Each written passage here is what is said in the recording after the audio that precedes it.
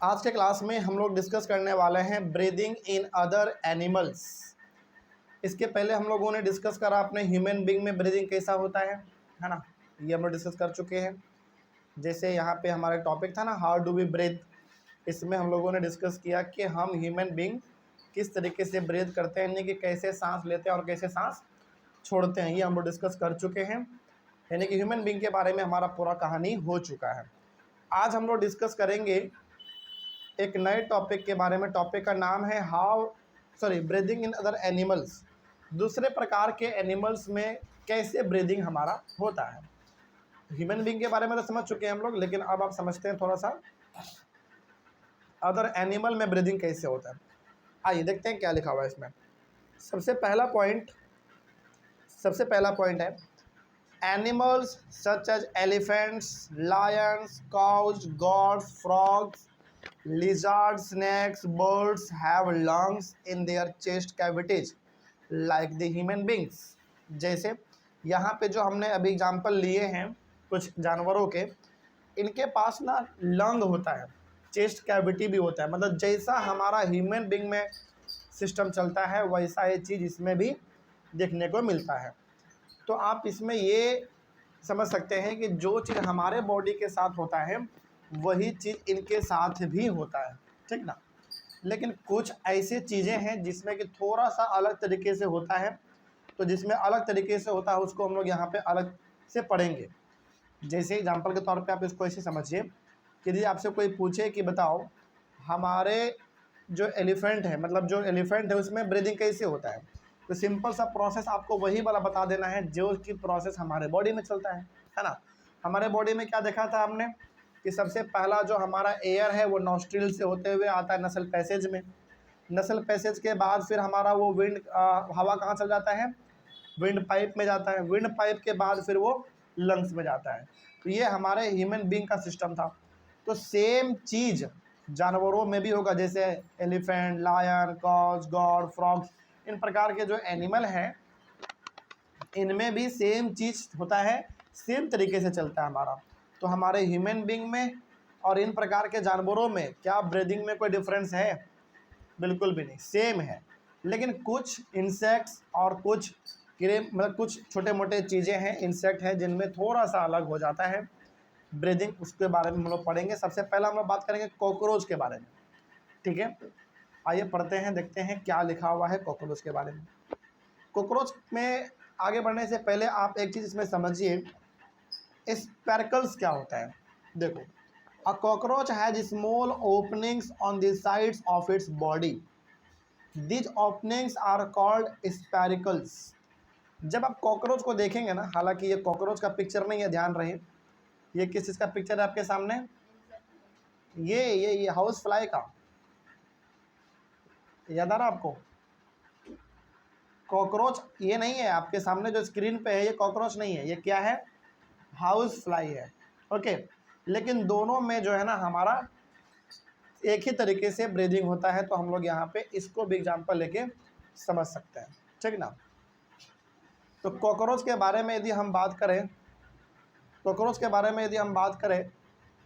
तो इसमें जो आपका हाउस फ्लाई है उसमें हमारा सेम चीज़ चलेगा जिसे कॉकरोच में चलता है। तो जिस प्रकार का ब्रीदिंग कॉकरोच में होगा उसी प्रकार का ब्रीदिंग का सिस्टम किस में होगा, हमारे हाउस फ्लाई में भी होगा। तो दोनों का आप सेम समझेंगे और यहाँ पे भी आपका सेम डायग्राम कॉकरोच का भी आ सकता है, ठीक ना। तो होता क्या है ना, बेसिकली जब आप एक हाउस फ्लाई को या फिर आप एक कॉकरोच को देखेंगे ध्यान से, तो उसका जो बॉडी होता है, बॉडी के दोनों साइड एक छोटा सा ओपनिंग होता है, मतलब छोटा सा खाली स्पेस होता है। उसी खाली स्पेस को हम लोग कहते हैं स्पेरिकल्स। तो बहुत सिंपल यहाँ पे लिखा हुआ है कि अ cockroach has small openings on the sides of it body. एक कॉकरोच का बात करो या फिर आप एक हाउस फ्लाई का बात करो, दोनों के बॉडी के दोनों साइड, लेफ्ट साइड और राइट साइड, एक छोटा सा ओपनिंग होता है। ओपनिंग मतलब छोटा सा खुला हुआ इलाका आपको दिखेगा। उसी छोटे से खुले हुए स्पेस को हम लोग बोल देते हैं स्पेरिकल्स। क्या बोलेंगे उसको आप? स्पेरिकल्स बोलेंगे, okay. Insects have a network of air tubes called trachea भी बोलते हैं इसको बहुत लोग, फॉर गैस एक्सचेंज। अब यहाँ पे आपको ये दिख रहा होगा, ये हमारा हाउस फ्लाई है। इसको यदि आप ध्यान से देखोगे, आपके बुक में भी होगा, यदि आप इसमें ध्यान से देखेंगे ना तो आपको ना अंदर ही अंदर बहुत सारे हड्डियों का ना एक कॉम्बिनेशन दिखेगा। दिख रहा है? मतलब ऐसा लग रहा है कि जैसे ये सारे के सारे हड्डी आपस में जुड़े हुए हैं, है ना। तो यही हमारा कहलाता है ट्रेकिया, और यही सबसे ज़्यादा इम्पॉर्टेंट रोल प्ले करता है गैस के एक्सचेंज में। मतलब इसको सांस लेने में और सांस छोड़ने में यही हड्डी इसका मदद करता है। हालांकि ये हड्डी नहीं होता, मतलब ये बोन नहीं होता है, लेकिन बोन के जैसा ही दिखता है ना। यदि आप यहाँ पे देखोगे तो क्रॉस किया हुआ है, ऐसे है, फिर इस तरीके से है, क्रॉस किया हुआ है। तो हमारे बॉडी में लंग्स काम करता है, ये चीज़ गैस का लेन देन कौन करता है हमारे बॉडी में? लंग्स करता है। लेकिन कॉकरोच में, हाउस फ्लाई में वो ट्रेकिया करता है। ओके, तो यहाँ पे आपके सामने दो चीज़ आ गया ना, पहला आ गया स्पेरिकल और दूसरा आ गया ट्रेकिया। तो स्पेरिकल बेसिकली क्या है? स्पेरिकल हमारा बेसिकली हाउस फ्लाई या फिर कॉकरोच के बॉडी के दोनों साइड छोटा सा ओपनिंग होता है, मतलब खुला इलाका होता है, उसी को हम लोग स्पेरिकल बोलते हैं। और ट्रेकिया का मतलब हो गया वो स्ट्रक्चर बॉडी का, वो अंदर का पार्ट जो कॉकरोच या फिर हाउस फ्लाई को सांस लेने और सांस छोड़ने में मदद करेगा। ओके, मतलब इस पे सांस लेने और सांस छोड़ने में इन प्रकार के इंसेक्ट में कौन काम करता है? ट्रेकिया करता है। लेकिन हमारे ह्यूमन बींग का बात करें या फिर जानवरों का बात करें, हाथी वगैरह, तो उसमें लंग काम करता है हमारा, है ना। बस यही चीज़ है। आगे बढ़ते हैं। Oxygen rich air rushes through spiracles into the tracheal tubes, diffuses into the body tissue and reaches every cell of the body। तो होता कैसे है? वो जो छोटा सा खुला इलाका था बॉडी के लेफ्ट साइड और राइट साइड में, उसको हमने क्या बोला था? स्पेरिकल बोला था। तो हवा जाता है उसी एरिया से, स्पेरिकल से। हवा गया बॉडी के अंदर कहाँ से? स्पेरिकल से। जो खुला वाला इलाका था लेफ्ट साइड और राइट साइड में, जो खुला पोर्शन था ना, ओपनिंग, उससे एयर गया बॉडी के अंदर, और बॉडी के अंदर जाके हमारा एयर कहाँ चला गया? ट्रेकिया के अंदर चला गया। मतलब ये जो आपको इतने सारे बोन जैसे स्ट्रक्चर दिख रहे हैं, उसमें चला गया हमारा एयर। उसके बाद एयर चला जाता है हर एक टिश्यू के पास, मतलब हर एक छोटे छोटे बॉडी पार्ट तक आराम से चला जाता है। उसके बाद फिर आपके कॉकरोच या फिर हाउस फ्लाई के पूरे बॉडी तक आपका ऑक्सीजन पहुंच जाता है। इस तरीके से इसमें होता है। हमारे ह्यूमन बींग में क्या था? हमारे ह्यूमन बींग में सिंपल सा आपने और नॉस्ट्रिल से ऑक्सीजन लिया, वो गया नसल पैसेज में, नसल पैसेज के बाद विंड पाइप में, और विंड पाइप के बाद फिर लंग में चला गया। ये हमारा था सिस्टम। यहाँ पे ऐसा नहीं है, यहाँ पे थोड़ा सा अलग है। इसमें क्या है? सबसे पहला बात, ऑक्सीजन यानी कि हवा किधर से जाएगा? स्पेरिकल से जाएगा बॉडी के अंदर, जो ओपनिंग था लेफ्ट साइड और राइट साइड में। हवा एक बार अंदर जाने के बाद कहाँ चला गया? फिर ट्रेकियल ट्यूब में चला गया। मतलब ये जो आप हड्डी देख रहे हैं, अलग अलग प्रकार के स्ट्रक्चर, उसमें चला गया। उसमें जाने के बाद फिर कॉकरोच या फिर हाउस फ्लाई के पूरे बॉडी पार्ट तक हमारा ऑक्सीजन फैल जाएगा, पहुंच जाएगा। उसको ऑक्सीजन मिल गया हर एक बॉडी पार्ट को। इस तरीके से हमारा कॉकरोच में पूरा काम चलता है। समझ में आया बात? Similarly carbon dioxide from the cells goes into the tracheal tubes and moves out through spiracles. अब जिस रास्ते से ऑक्सीजन हर एक बॉडी पार्ट तक पहुंचा था, उसी रास्ते से कार्बन डाइऑक्साइड भी बाहर निकल जाएगा, ठीक ना।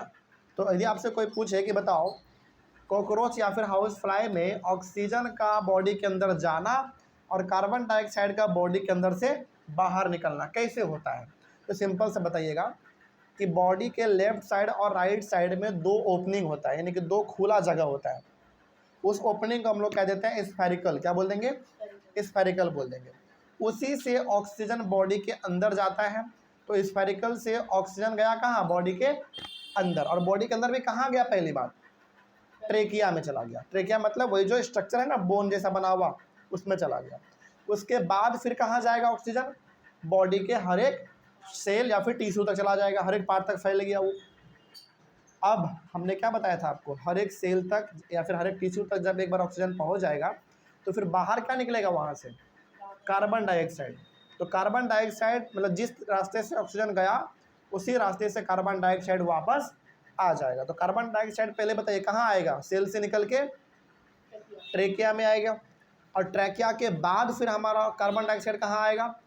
स्फेरिकल में आएगा, और स्फेरिकल के बाद फिर वो बॉडी से बाहर निकल जाएगा। मतलब जिस रास्ते से ऑक्सीजन गया उसी रास्ते से कार्बन डाइऑक्साइड वापस निकल गया। ये ऐसा स्ट्रक्चर किस में देखने को मिलता है? ये सब चीज़ कॉकरोच हो गया, हाउस फ्लाई हो गया, इन सब चीज़ों में, ठीक ना। These air tubes or trachea are found only in insects and not in any other group of animals. तो ये जो आप ट्रेकिया देख रहे हैं बॉडी के अंदर, जो हड्डी जैसा स्ट्रक्चर आपको दिख रहा है, बोन जैसा, वो केवल इंसेक्ट्स में होते हैं, यानी कि छोटे मोटे कीड़े मकोड़े में होते हैं। जानवरों में ये चीज़ नहीं होता। जानवरों में तो प्रॉपर लंग देखने को मिलता है। जैसे आप हाथी, घोड़ा, बिल्ली, कुत्ता, किसी के बारे में बात करो, वहाँ पे तो प्रॉपर लंग है। लेकिन ये इतना छोटा इंसेक्ट होता है कि इसके पास लंग प्रेजेंट नहीं होता, तो ये अपना सांस का जो पूर्ति है वो इस तरीके से करता है। कॉकरोच समझ में आ गया। तो कॉकरोच के बारे में आए एग्जाम में या हाउस फ्लाई के बारे में आए, दोनों में आप क्या लिखोगे?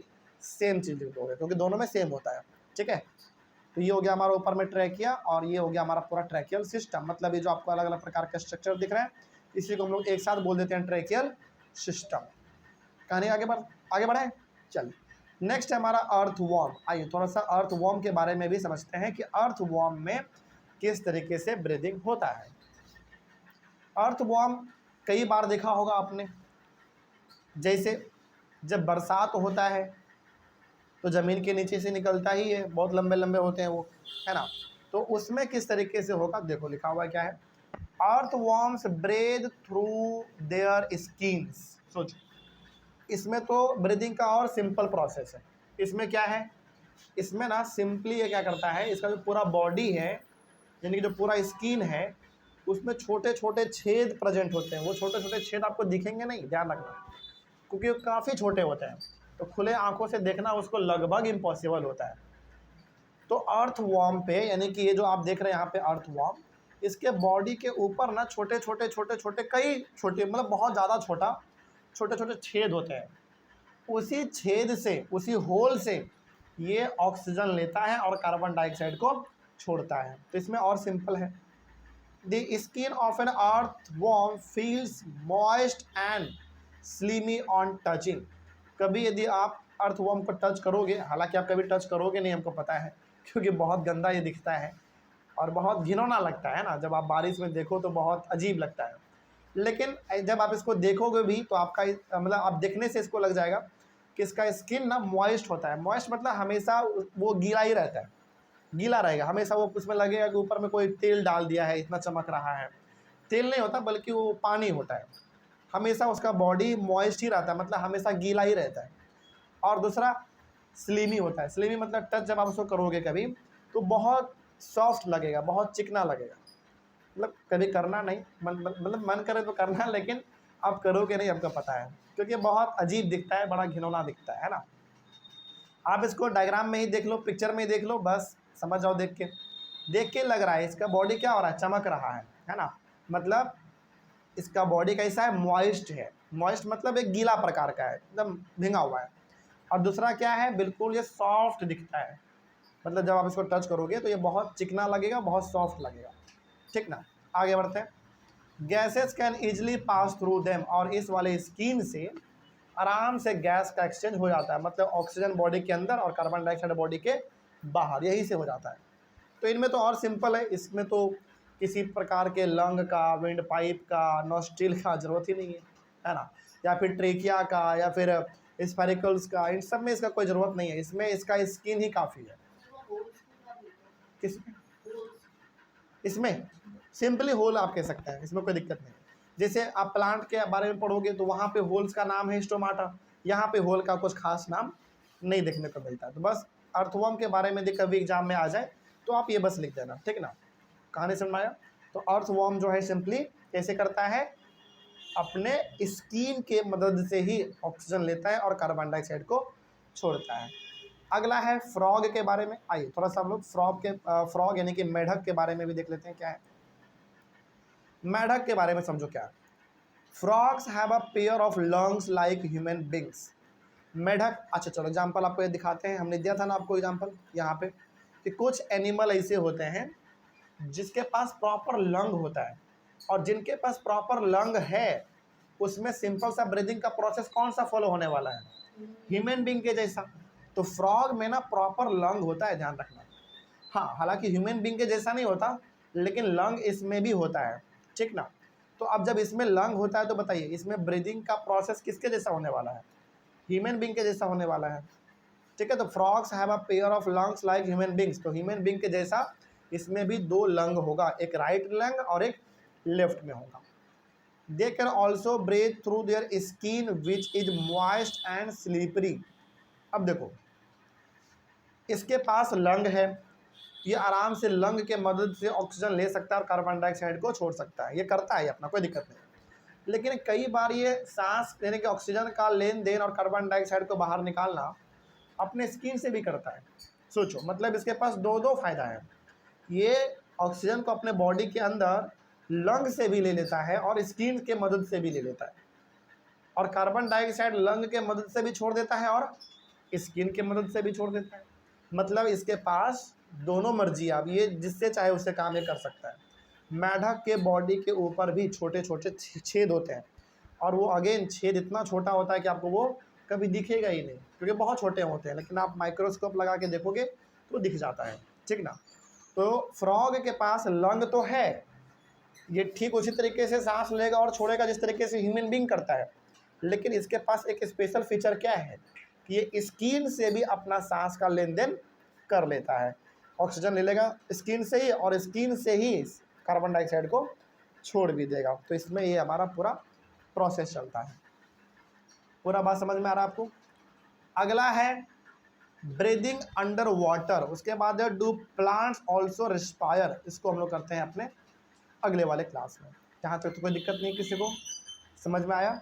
तो आज के क्लास में अभी हमने क्या समझा कि कॉकरोच या फिर हाउस फ्लाई, इसमें किस तरीके से ब्रीदिंग होगा, फिर से अर्थवॉर्म में कैसे होगा और फ्रॉग में कैसे होगा, ये हम लोग समझ चुके हैं।